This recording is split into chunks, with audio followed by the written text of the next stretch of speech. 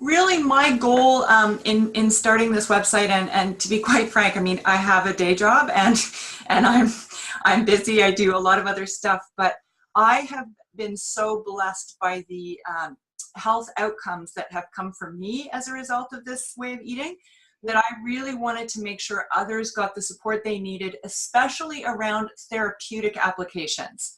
Yeah. There's a lot of stuff out there if you want to drop 50 pounds, but there's not that much out there if you're, trying to tweak for seizures or for traumatic brain injury or for Parkinson's or any of those kinds of things. So I really wanted this website to turn into a repository for good information, so really genuinely best practice science, as well as individual stories, so that people could relate and to say, oh yeah, you know what, that guy's story is a lot like my story, and maybe I need to tweak a little bit the way he did, or whatever. There's lots that people can learn from each individual journey, and I wanted one place to bring all that together. Yeah, that works. So that's my dream. All right, so why don't you go ahead and just give me some background story. Tell me a little bit about what was going on for you before you started keto. Yeah, so I got some backstory. So I was a airborne medic in the Army. I deployed to Afghanistan in late 2009 through 2010. During my service there, I ended up with a brain injury. I was retired in 2012, so I spent most of 2011 in a hospital learning, occupational therapy type stuff. I had some diagnoses that were kind of hard on me, basically affecting my cognitive ability. And I got out of the Army, started working as a civilian, doing life that way. I started really struggling with my TBI, whether it be, just daily cognitive abilities, memory issues. There were seizures, catatonia, which is a different type of seizure that is more like being frozen like a statue. And I dealt with that for quite a long time. Did you know where in your brain the injury was? Let's see. Did they give you did they tell you where in your brain the injury was? What type of seizures you were having? I'm also a PhD student in neuroscience. I ended up having injury to the left temporal lobe. I have some scans of my brain that are kind of cool. They're after the brain injury, but you can see the calcification of my left side of my skull gets significantly much thicker than the right. You can see that I took a pretty good blow to the left side of the head. But yeah, it was my left temporal lobe, which predominantly is going to affect, some of your memory issues. Depending on where that injury is, it might affect some of the motor cortex issues. I still slur a little bit on my right side. But yeah, life before was just very chaotic and painful. I felt like there was a lot of things that I didn't have control over, whether that be just simple small stuff like mood imbalances to being able to fight the catatonia. I still deal with catatonia at times, but it's far less, and I can feel it coming on, whereas before it would just hit me out of nowhere, and I would be stuck somewhere for an hour and a half. Really? That long? Yeah. Whereas now, it happens much far less often. But now, if it does happen, I can kind of feel an onset where I have like a 10-minute period of I can get somewhere safe and get into a comfortable position, and they last. Their duration's a lot shorter.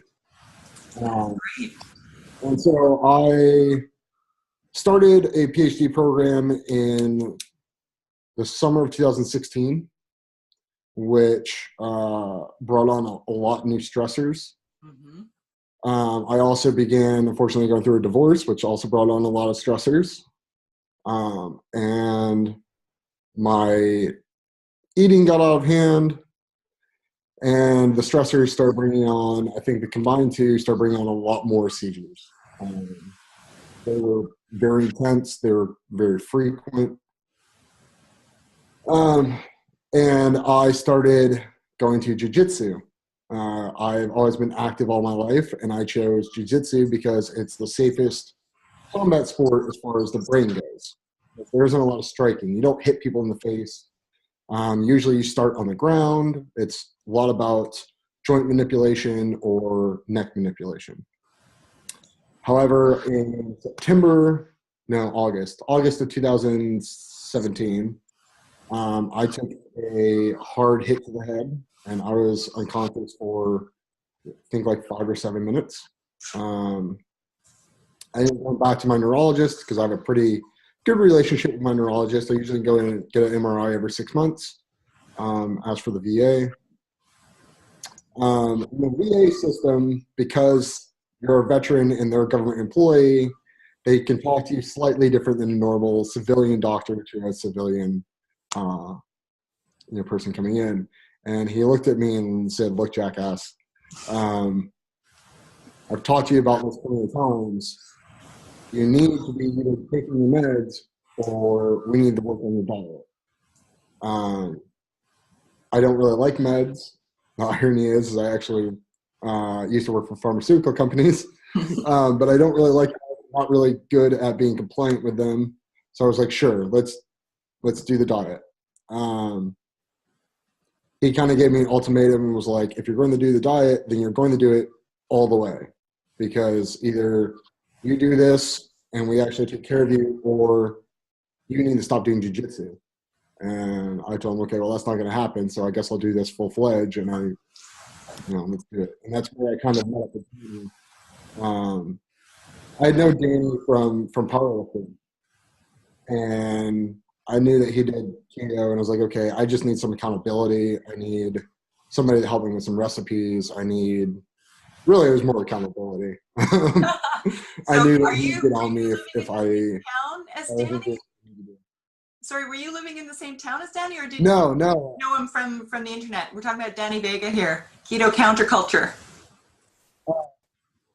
Yeah, no, I didn't live in the same state, the same town. I knew some of his teammates, some of the people that he's lifted with, and I got to know him through that way. We had met at some powerlifting meet at one point. But yeah, I just reached out to him and was like, hey, I know Danny really well.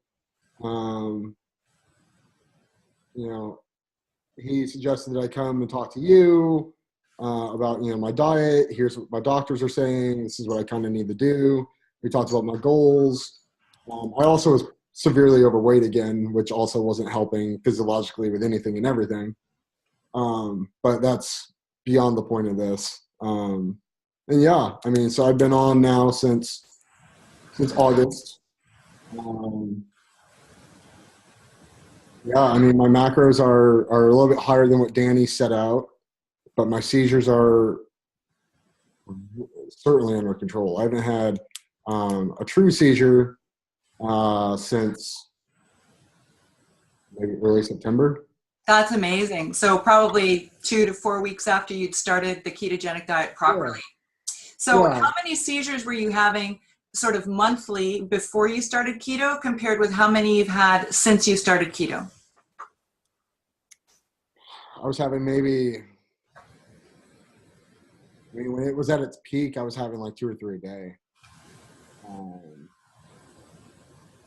And over average, I probably was having, one every 2 or 3 days. And since August, or since early September, what has your seizure pattern been like since then? I have not. That's not true. I've had 2. I've had 2 since September. And Usually it's after I go and I gorge on a bunch of sweets and put all that sugar back into me. And, you know, I don't know what your background is.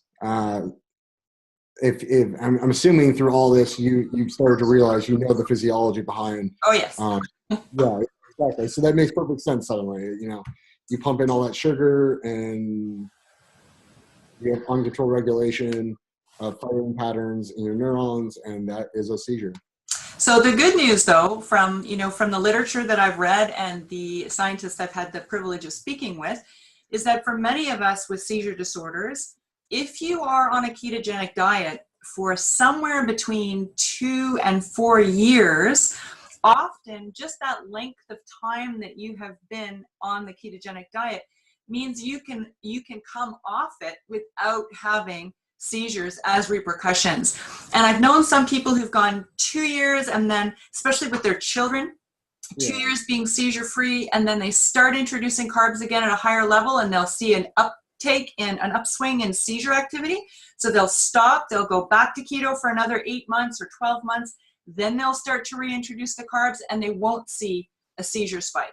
So there are numerous people who have been able to actually get off keto and go back to hopefully a healthier diet than they were on before, but they can now just sort of cycle into it whenever they feel neurologically that they need to do so, but they're not getting the seizures. So you need to stick with it, buddy, for at least another 18 months without the falling off the wagon.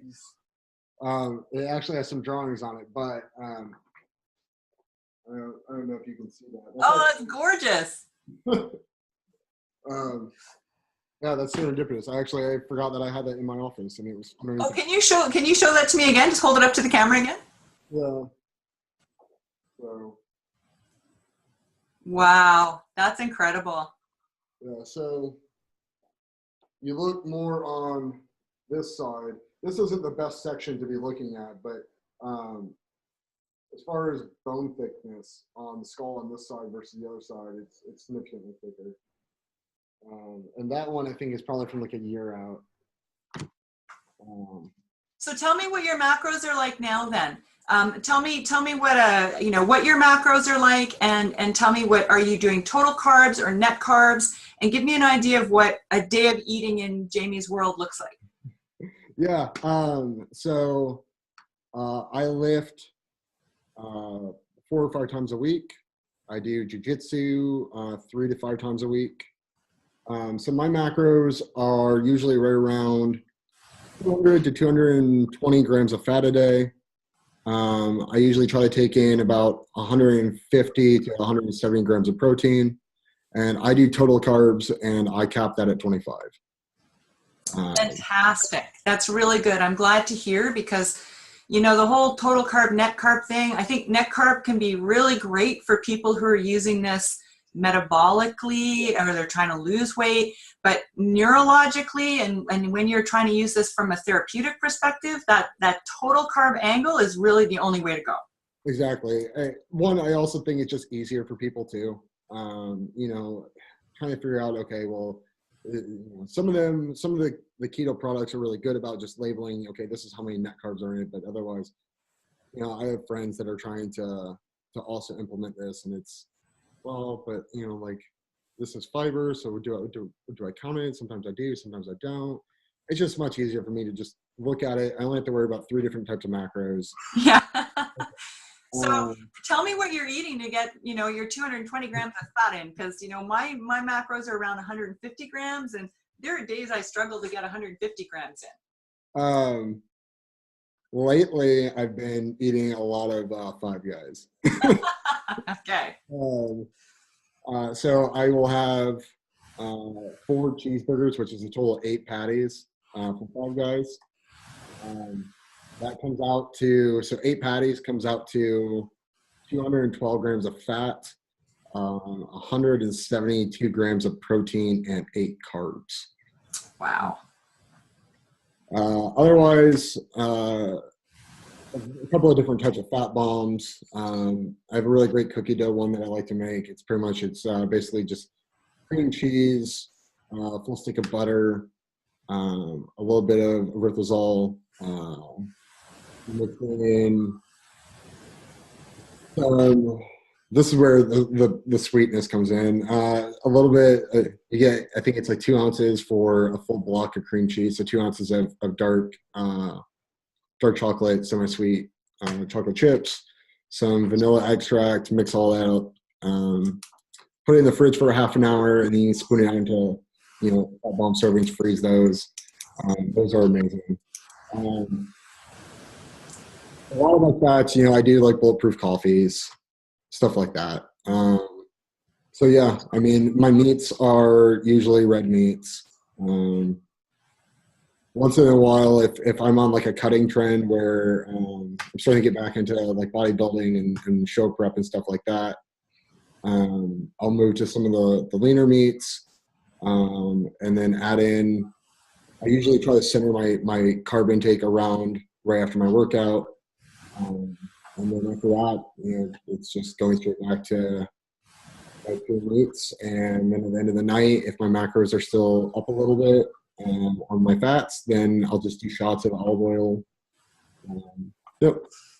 We're in this weird world where like, oh yeah, I do shots of olive oil, and that totally, yeah, I do too. I don't look at you and go, ooh, gross. It's really interesting that, I mean, I carry fat, the F-bomb, olive oil or coconut oil packs with me, and I'll down that if I'm low. You must know Robert Sykes, aka Keto Savage. Yeah. Okay. Yeah. And so he's got a great product coming out. I'm really interested in trying his new keto bar. I'm really interested to see how that goes down, because it's shelf stable and it's travelable. So I think that's going to be good, especially for men who usually require a higher caloric input, especially if you're going to be as athletic as you are. And for them, getting those healthy fats in is a little bit difficult. And I have to say, I'm not going to condone the whole Five Guys thing too much. I know it's a good fallback every once in a while, but really making sure that that your sources of meat are as clean as possible. If you're going to be taking in that much, that's also going to really help with all of your with all of the neurological challenges that you have. Yeah, it's certainly not the cleanest take. It's some laziness on my part, and I realize it. I'm a PhD student. I'm busy. Yeah. What are you doing your PhD in, Jamie? So mine is my program is neuroscience and regenerative medicine, and then my dissertation project is on using adult stem cells to treat traumatic brain injuries. That's fascinating. That's really fascinating. Yeah. So most traumatic brain injury work is done in rodents. However, while rodents are a really good model, a really great analog from humans, they're really expensive.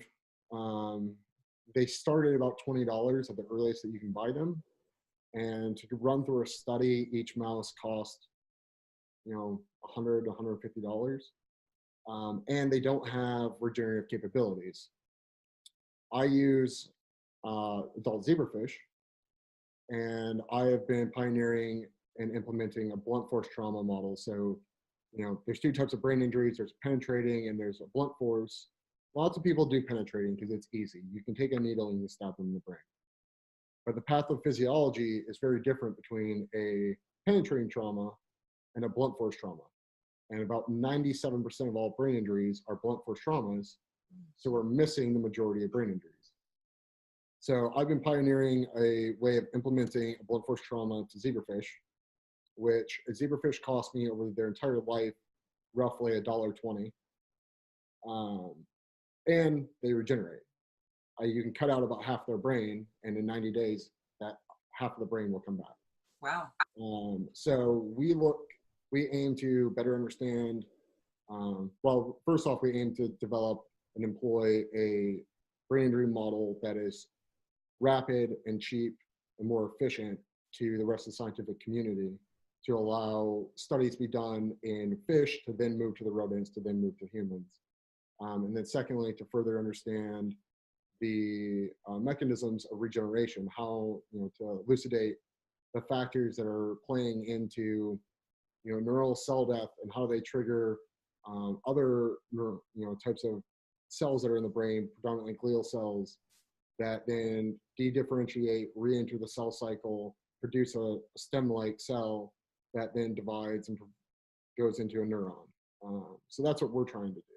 That's what my dissertation is on. That sounds fascinating. And when are you going to be wrapped up? When are you going to be able to put some poster presentations together and send them to me so I can put them up on the website? So I do posters quite often. I do posters and talks quite often across the nation. Any outside of academia probably wouldn't be able to happen for another year or two. We would have to get publication first. I'm not expected to graduate yet, though, until like 2022. That's fantastic. Well, we'll be watching for you because I'm sure you'll be a rising star in that whole academia for sure. Now, I'm going to back you up for a second because I'm actually interested to know, on top of the obvious MRIs that you've had, do you and your neurologist track any other baseline markers? Have you been watching your blood markers, for example, your cholesterol levels? Have you been looking at all of that over the last 6 months? Yeah, so we do. We keep a pretty tight regulation on that too. I go and I usually get blood panels done every 2 or 3 months. And what have you noticed? I was severely overweight as well. So define severely. So you're not severely overweight anymore. I can see your trap. So I, at the moment, I am 11.2% body fat, sitting at 177 pounds. I don't know my body fat percentage when I began. Honestly, I was too embarrassed to even do that. Danny got on me really hard, telling me to take photos in the very beginning, and I was just too embarrassed to do it, so I didn't do that either. But I started at 230. Wow. I started at 230. I was shortness of breath. I I was not having a good time, mentally, emotionally, physiologically. So, losing all that weight, lots of things have happened. My BP has gotten better. My lipids, my liver enzymes have gotten better. My lipids have gotten better. My cortisol has gone down. My testosterone has gone up. So that's fantastic. Yeah. Now that's something I would like to, we'll make sure that after we're finished this interview, we stay on the line for a minute or two, because I would actually really like to see what your baseline blood work looked like before you started keto. And then, pick a time, either 3, if you've got 3 and 6 months, that's great. If you only have, once after that, I'd love to see that, because those are the things that I am putting into poster format.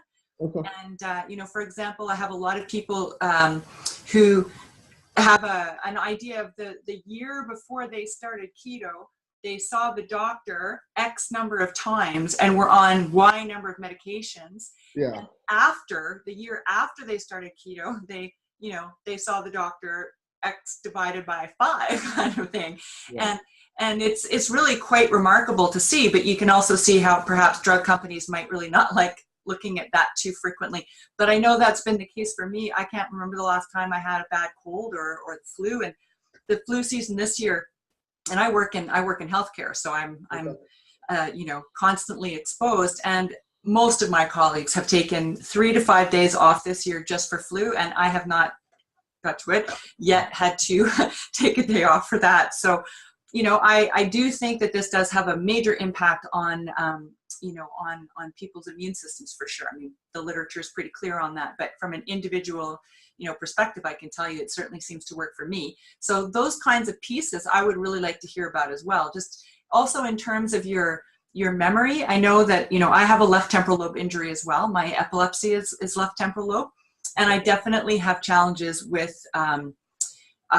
memory. Interestingly for me, my seizures were dormant for a number of years and sort of came back with a vengeance about 4 years ago. And the 2 years before that happened, I had a terrible memory. I could not think of what was happening. I kept turning to my husband and saying, is this perimenopause? Is that what it looks like? Because I can't remember my name most days. And then the seizures came back, whammo. So I'm sure there was some stuff going on neurologically for me before it started to manifest as a seizure. But since I've been on keto, I've been 100% seizure free, which is amazing. And certainly my memory, I still have some memory issues, but it is significantly better than it has been for the several years leading up to my seizures and the, you know, horrible 3 to 5 months that I was seizing constantly and every day. Yeah. I mean, for me, you know, this is getting out of my realm of what I know a little bit, but one of the biggest things that I have noticed has been actually my mood. Now, you know, I fall more on the actual cell-to-cell interaction, so I don't know a whole lot about the cognitive, psychiatric side of the, you know, building these neurochemicals. But it's like the other day. Yeah, I mean, it is like night and day from pre-keto to today. So tell me about your mood. Like, are you just finding, you know? You know, there's a lot of compounding factors which play as a variable. You know, I had mentioned some of the things that I was going through. You know, I was starting a PhD program, a divorce, but I was having panic attacks. I mean, I guess most of this is actually prior to even all of that. So, I'm diagnosed with PTSD. I was having really severe nightmares that were trauma related, lots of anxiety, trouble sleeping. I mean, I would sleep maybe 2 or 3 hours a night, and they weren't consecutive. Mm-hmm. You know, I was on a heavy dose of medications, psychiatric medications. At the moment, I've been off them as well. I work very closely with a team, you know, pretty large interdisciplinary team. My neurologist is being one that I don't see that often because he's a specialist that's kind of busy. But, you know, social workers, psychiatrists, and I've come off all those meds. I sleep a full night. Once in a while, I might wake up at 2 or 3 and I'll be up for an hour or two. But, that's far in between now. You know, my outlook on life is better. I don't have my nightmares. I I was taking brain blockers. Prazosin is actually a blood pressure med that they have found affects brain waves and has, it's been heavily prescribed off-label to treat nightmares. So I've come off from that. Yeah, so I've come off from that. Yeah, I mean, it's changed everything. You know, I do get a little bit hangry. I also do fasting, so I eat from 2 to 10 p.m. So, you know, usually like right around like 11 or noon, I'm like, this is stupid. I want to eat. But I tell myself, no, that's the fat kid in me. And, you know, some days I give in and it's like, fine, you know, my body needs it. But it's a difference of, does my body need it or does my mind need it? But yeah, I mean, things have been, you know, I've been really fortunate. I don't really have anything negative to say about my experience. That's fantastic. And I've heard so many people say that mood piece has been significantly impacted by moving to this way of eating. And I think it's going to be really interesting watching the scientific literature over the next couple of years, because I know that there is research being done in Harvard and there are a couple of other fairly big multi-center trials going on right now for schizophrenia and I believe for autism as well, and just really looking at the impact that ketogenic diets have on neurotransmitters, and I think that's really very, very fascinating. Certainly, I mean, I've never been prone to anxiety or depression. I'm very grateful for that, but I've talked to a lot of people who had that as a side issue that also got cleared up.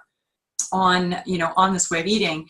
And I lost 90 pounds on this, 90 pounds that I tried for 25 years to get rid of and couldn't find an answer. And in the process, I also no longer required any pain medication or sleeping medication for fibromyalgia, which was causing me so much pain. I couldn't sleep in one position for more than an hour or so without having to flip over because my hips were too sore. And the meds they put me on for that were antipsychotic medication that gave me nightmares, the worst nightmares I've ever had in my life. And I said to the physician, look, I know this is a minor dose, but I can't do it. I just can't go to sleep and see my kids dying in my nightmares. And that's literally what was happening to me. So I just suffered with the pain, which meant less sleep and, of course, higher cortisol and harder time losing weight. And now I lift 3 times a week. And I always post my deadlifts on my Instagram because I'm really, really proud of that. At almost 50, I can deadlift about 100 kilos. So I'm pretty pleased with that. And, you know, this whole thing has been one cascade of good things happening since it started. So this tragedy of really horrible seizures led to keto, which led to nothing but goodness in terms of health. And this is what I've seen repeated for so many people, and your story is no different. Tragedy, but leading you on a path that has actually helped you recover in a way that many people never get to recover from the types of traumas that, you know, you have experienced. Yeah, and you know, that trauma has done a lot for me. You know, I always refer to it as it's one of the best and the worst things that has ever happened to me. You know, I'm really fortunate and I'm very proud to talk about the work that I do right now. And the thing is when I was getting out of the Army, and I was going through occupational therapy, they talked a lot about future cognitive impairments and limitations that I would probably experience. And so when I got out of the Army, I was been married at that point for 4 years. I joined the Army because I was scared to go to college. I tried getting a job. I really struggled keeping a job. I finally said, fine, I'll use my GI Bill because they'll pay me and we're poor and we need money. And I was really scared to go to school because not only was I just scared to go to school in general, now I had in the back of my mind that I have a mental disability, that I have a cognitive disability, that I'm not smart enough to do this. I'm not going to have the intellectual capability to do this. And I knew that I wanted to be in medicine. Medicine is what I did before. And so I started dietetics. I figured, you know, fat has 9 calories. I can count to 9. And I love it. I started doing really well.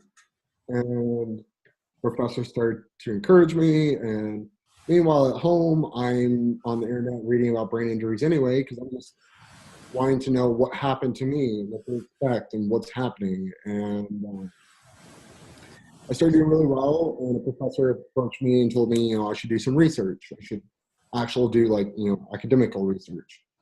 And I started looking online at the professors at my school, and they give like little snippets about what they do and the broader impacts of their work. And there was a professor by the name of Dr. Bird Jacobs who worked on zebrafish and worked on neuroregeneration and was looking at broader impacts of brain injuries. And so I went to her office the next day and was like, hi, I'm a sophomore. I don't know anything. I haven't taken any classes that are going to be helpful, but here's my story. Can I join your lab? And she let me. She took me in with open arms. And at the end of my graduation, I was an honor student. I was the top honor student in my graduating class.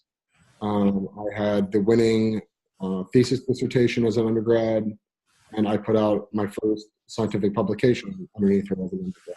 You're giving me goosebumps. That's amazing. What a wonderful story.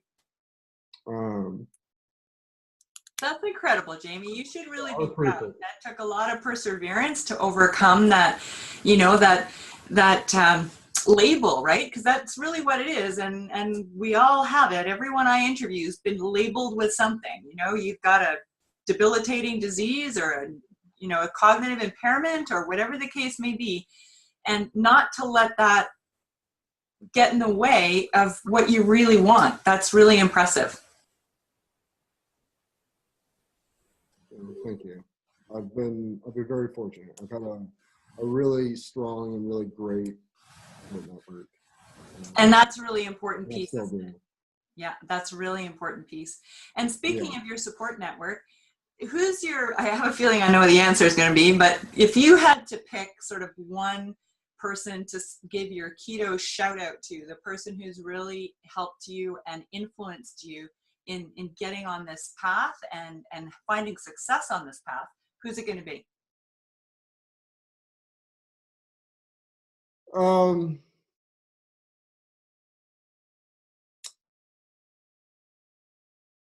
You know, that's gonna be shared. It's gonna be shared between my neurologist, who I'm not gonna name. He's part of the VA system, and the VA doesn't exactly condone this type of practice. But then also Danny helped me a lot. But yeah, between those two, you know, my neurologist finally just got on me and was like, "Look, dude, you know, I was with him for years. We tried all the meds. We tried a host of different things. He saw things get really bad, and he knew my past, that I enjoyed working out. That I mean, I used to be a bodybuilder. I used to meal prep, and so he kind of knew, like, okay, he's not the most compliant person with meds. Maybe with some tough love, and I can push him into a different direction. And let's try it. And then Danny, as far as, you know, again, like, I needed accountability. You know, like, fine, dude, I just need someone to tell me this is what I need to eat. ABCD, and that's that. You know, you go to a plumber for leaky pipes, you go to a mechanic for something wrong with your car. Those are people that are experts and demonstrating that they're experts in what they do. So I'm going to go to them for that help. That's fantastic. And you know, you're lucky that you've got two, and frankly, you're lucky that your neurologist is on board, because for many of us, our neurologists look at us like we have two heads when we come to them and say, you know, like to try a ketogenic diet, especially as an adult. So you've got someone who's a really major forward thinker there, and you can go and shake his hand for me next time you see him and say, Jill says hi and thanks very much, because we need more people like that who are willing to sort of push those boundaries and take a personal interest in their clients and really see what it was that you needed to be successful. So that's incredible. And I got two more questions for you before we wrap up. And one of those is, what advice do you have for someone else who may be just returning home from deployment, or may have had, you know, an impact traumatic brain injury from another reason, who hasn't, you know, done the reading and doesn't have the amazing neurologist that you have? What would be the one piece of advice that you would give somebody in that position, knowing what you know?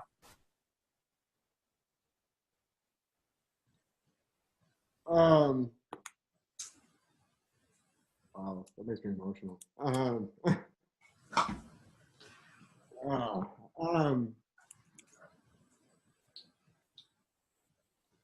First and foremost, you're not your diagnosis. For me, one of the most comforting things was reading about not only the downfalls, the pitfalls, the what's actually happening, but as well as the triumphant stories of other people that have gone through what you're going through. You know, it gave me a lot of comfort knowing what is a brain injury, what is a seizure, what actually is a seizure. So first and foremost, you're not your diagnosis. someone who wants to end up trying keto, um, it gets a lot better after a month. The cravings go away. Um, I can easily sit down with my friends at a birthday party and not blink an eye. It does get easier. I promise you that. So yeah, I mean, those are the two things, I guess, is for someone who's just now starting to experience the diagnosis, you're not your diagnosis. Don't let it rule you.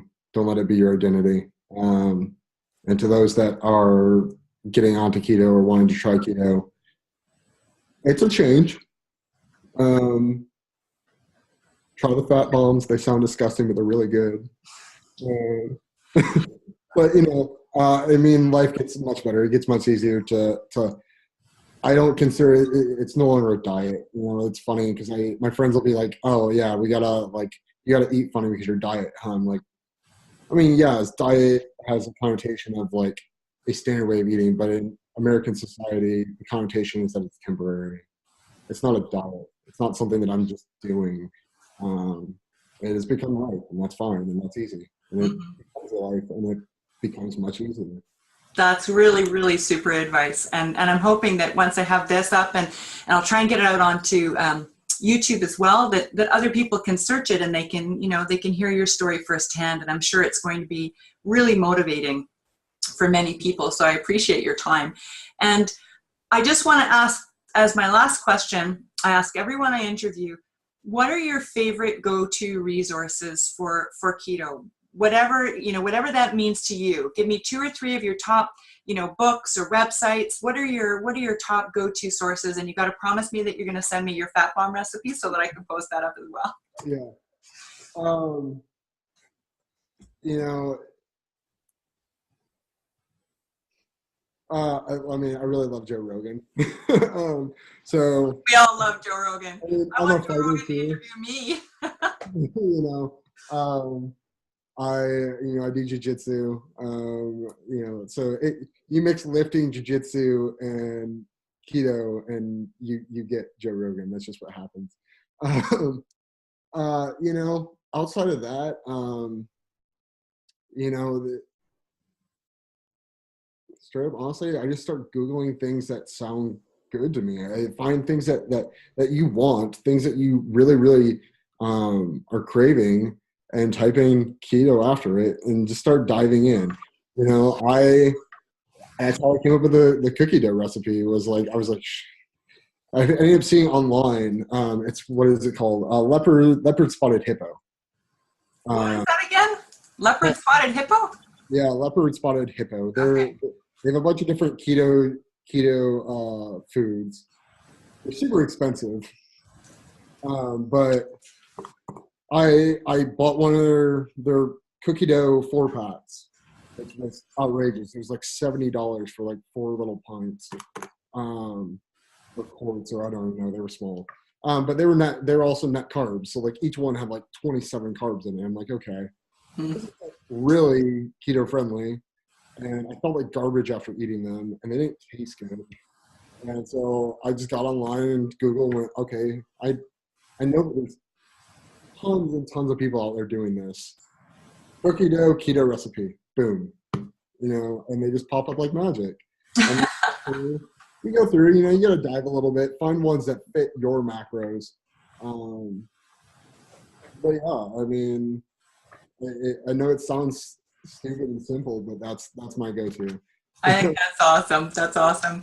Well, I can't thank you enough for your time today. It was really great talking with you, and it makes me really happy to see you with this big smile on your face, and just knowing that you've accomplished an awful lot in 6 months, and it's only been 6 months. So imagine how you're going to feel 2 years from now with all that new mitochondria and your brain feeling so much happier. You're going to be just like, ruling the world. I can't wait to see what you publish. Yeah, there's, as far as the research side goes, especially along my area, there is a lot of research looking at metabolic pathways as far as neuroprotection goes. So it doesn't so much do, it certainly plays credence to the effect that keto can have on someone who's already had a brain injury or has a neurological disorder, but it's also starting to allude that being in a ketogenic state at the time of a brain injury could actually end up affecting your outcome in a much greater outcome. So that's certainly one of the fun things that's going on in research, and I'm pretty lucky. I have a lot of autonomy in my lab and my research. I'm starting to peek my way down some of those pathways. Can you put a zebrafish on a ketogenic diet? No, but I can start forcing, and I can play with some of the pathways themselves, though. Well, I am really going to be looking forward to seeing what comes out of your lab in the next few years. Thank you again so much, Jamie. Have a fabulous day. You too. All right, take care.